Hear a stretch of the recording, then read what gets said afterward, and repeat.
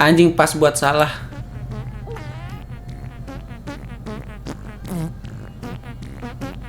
Kucing pas buat salah. Betul banget guys. Betul. Kok bisa sebetul ini cuy?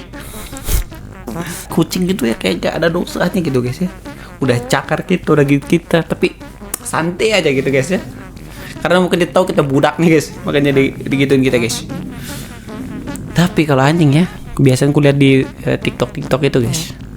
Kalau dimarahin tuh ini guys ya, ngerti guys. Kalau kucing beda lagi cuy. Emang kucing agak hewan apa namanya? Hewan agak lain guys ya.